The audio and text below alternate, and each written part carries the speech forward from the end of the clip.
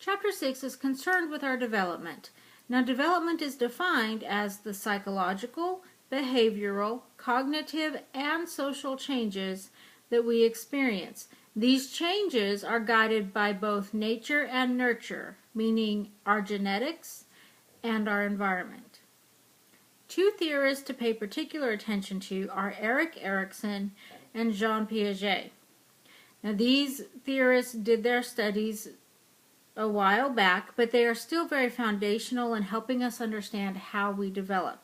Erik Erikson looked at the challenge of development, looking at the social part of our development and the identities, who we become as we experience different social situations.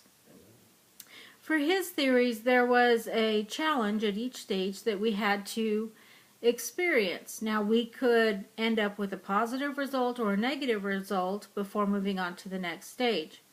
So look over his theories and get to know those stages. Jean Piaget was more concerned with the cognitive development. He was the theorist that explained best that children don't think the same way adults do because of the physiological changes still occurring in the brain. They're not capable of the same thought processes that we are as adults. So he has a stage of cognitive development, a theory of stages, trying to define the levels of thinking and the capabilities that children develop as they grow older. So look at those as well. But keep in mind that we can't separate our social development from our cognitive development. They work together. They go hand in hand to help us become who we are. So keep that in mind as you look over those theorists. Now let's talk about some of these stages. Childhood. Okay, from infancy up to age 11, 12, just before adolescence. One key development that we experience is what we call the theory of mind, and that's just simply the ability to put yourself in someone else's shoes, or the ability to take on another's point of view, to see something from another's perspective. And then on the social side of development, we have what's called the self-concept. As children, especially later in childhood, we begin to develop a sense of who we are, our beliefs, our personality, our traits, our abilities, our values, goals, who do you want to be when you grow up. All of this becomes a part of our social self-concept. As we move into adolescence, that social development really focuses on our social identity, which is a part of that self-concept derived from the groups with which we involve ourselves. This is why fitting in is so important, and peer pressure is such a big deal.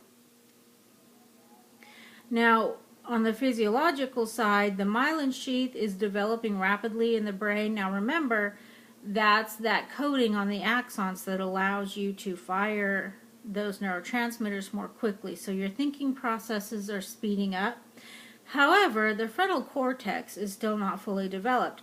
So that filter, that sense of judgment that we develop as we get a little older, is not quite there. So sometimes we react, or teenagers react in ways that don't make any sense, and you ask them what they were thinking. They really can't tell you because they really weren't. Okay, the neurons fired, the reaction occurred before the filter could kick in. And that's as much a physiological development as a cognitive development. Okay? Now moving on into adulthood, the good news is that you're done developing and your filter works now, so you should use it. Okay? By the time you hit about your mid-20s, your brain is done developing. You have full cognitive function, what you're going to have for the rest of your life. Please use it.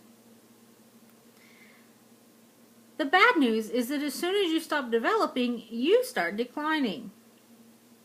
But then again, the decline is much slower.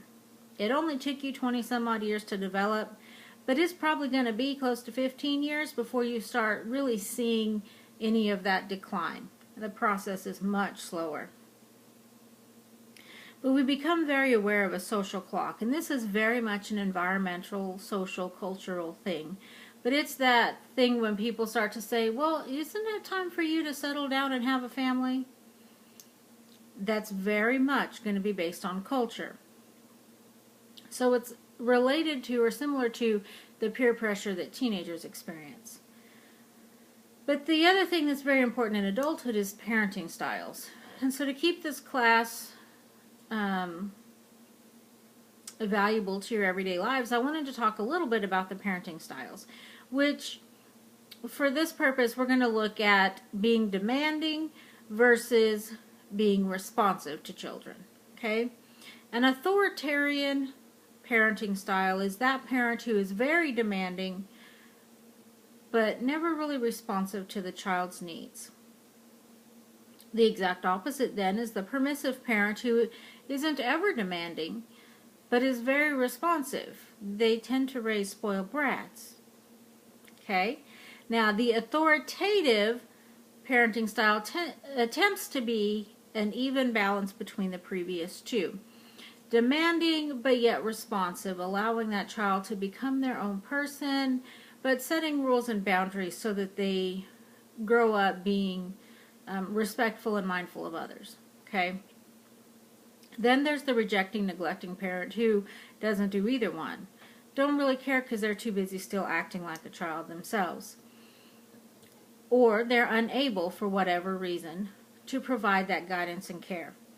So think about that when you're thinking about your children or the way you were raised, because the funny thing is that most of us tend to be the opposite of what our parents were.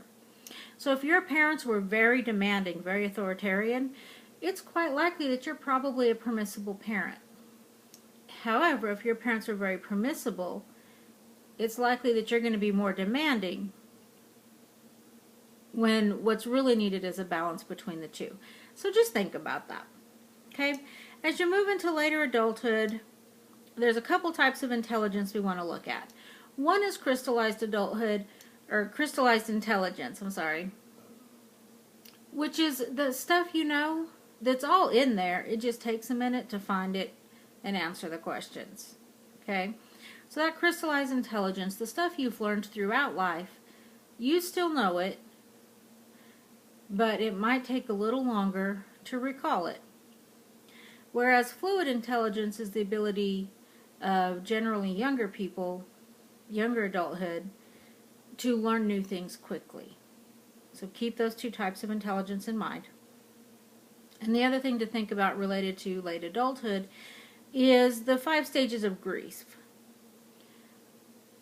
There have been defined 5 stages that most of us go through when we're grieving, whether we're grieving a pet, we're grieving the loss of a loved one, or we're grieving our own terminal illness.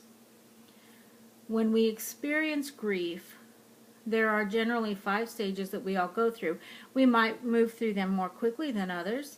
We might get stuck in one particular stage for a while. There's no rule on when you should move through them, how fast you move through them, or that you can't skip one. But there are 5 stages that most of us go through, so be sure to look those up and understand those as well.